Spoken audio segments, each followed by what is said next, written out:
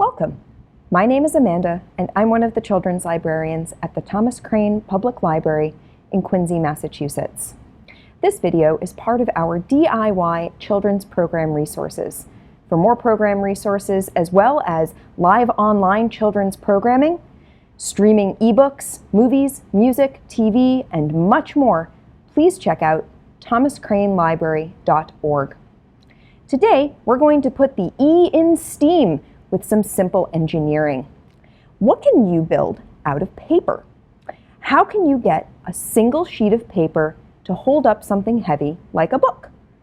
Today, we're going to learn how to turn a simple piece of paper into a stronger structure and use lots of paper to do lots more. All you'll need for this activity is some printer paper, some newspaper if you can get it, some tape, and that's it. Let's get everything together and get started. Here you see, I've gotten together my paper. I have a couple of pieces of plain printer paper.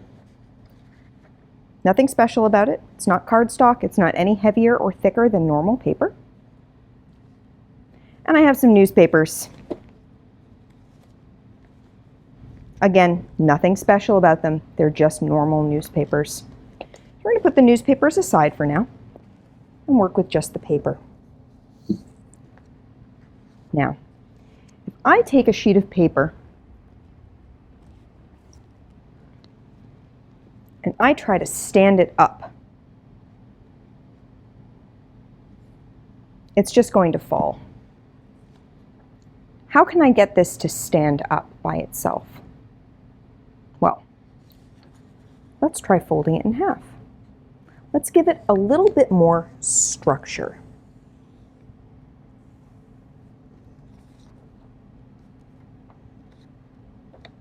How about now?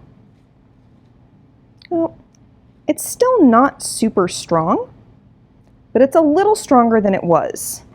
I'm definitely never going to be able to lay a book on top of it. But what if we make it even stronger? Let's put lots of folds in it. We're going to do what's called an accordion fold.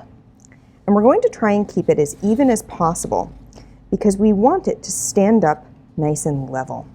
Level means that the top and the bottom are laying the same way, and it's not tilting or tipping in any way. So we're going to make sure that our edges always meet up at the top and bottom of our fold.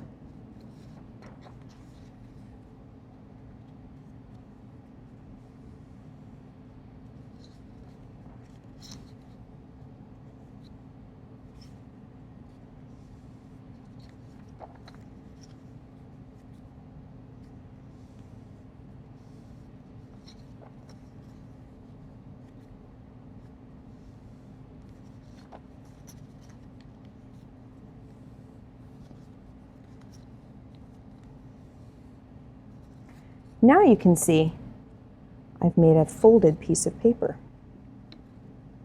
Now when I try to stand it up, it doesn't fall down. Let's see if I can lay a book on top of it.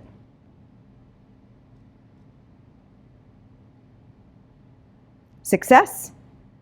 Our piece of paper, all by itself, held up an entire book. You can see both of my hands. I'm not holding it up in any other way. There's nothing else behind it or around it. It's just that piece of paper. See if you can fold a piece of paper and make it strong enough to hold up something heavy, like a book or maybe something else. Now let's try making something a little more involved. Newspaper. Newspaper isn't very strong on its own. It's even thinner than regular printer paper is. How can I make this strong enough to hold something up?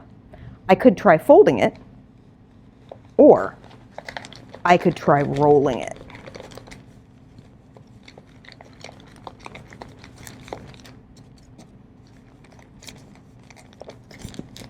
This is where the tape comes in.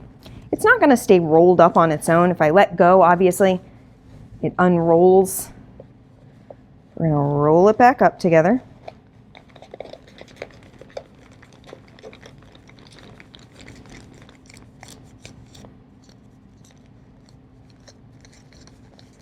And now I'm going to take a piece of tape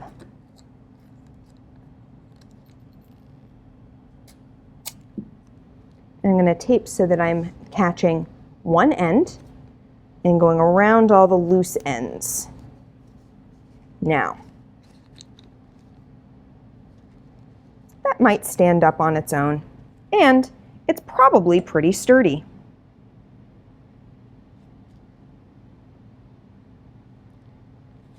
But it's tall and spindly. Now, what if we tried to use newspaper to make something strong enough to hold a whole bunch of books? I bet we can do it. So, I've got one roll of newspaper. Let's make a few more.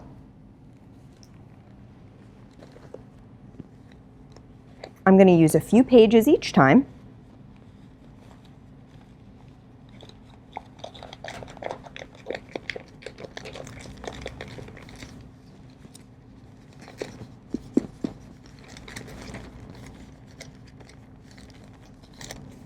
And then make sure that my ends are level. You don't want a whole lot sticking out of one end or the other. You want it nice and even.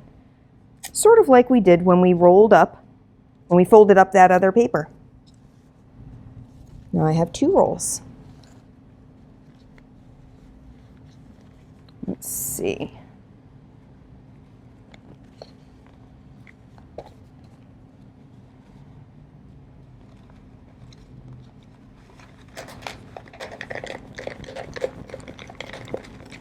I also want all of my rolls to be about the same size. I don't want one a whole lot thicker than the other, so I'm trying to use the same number of pages every time, or close to it. Now I have 3. Let's do one more.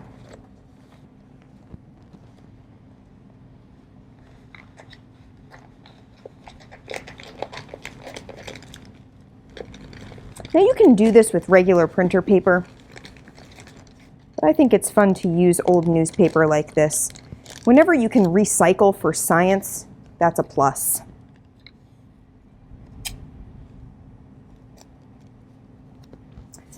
Now I have 4.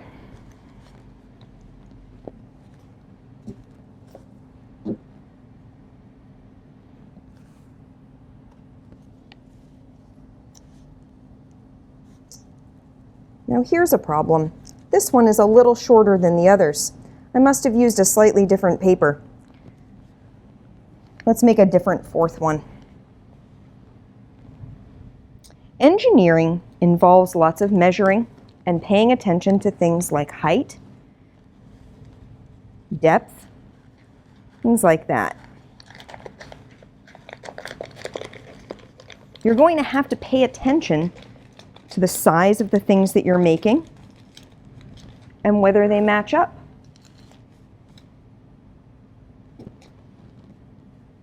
That's better. That's more like the other ones I already have. No. That's fine. We'll pick that back up. All right. So now I have legs. Let's see. What could I put on these legs to hold other things? How about more newspaper? I'm going to fold some over and lay it on top here. I'll do it flat like that. Let's see if I can lay more books on top. There's one.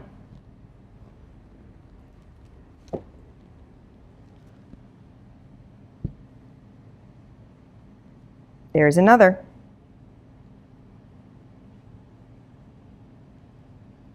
And another.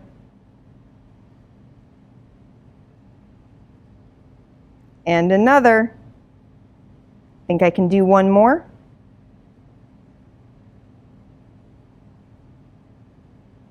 Now you'll notice I made sure that they're all stacked together. I don't want them all over the place, or else my entire tower might fall down. I was very careful to make sure that I'm putting all the weight in one place so that it's over all of the legs. You don't want all of the weight over only 2 legs or only over one side. And let's see why. Let's try moving all the weight so that it's on one side. Yeah.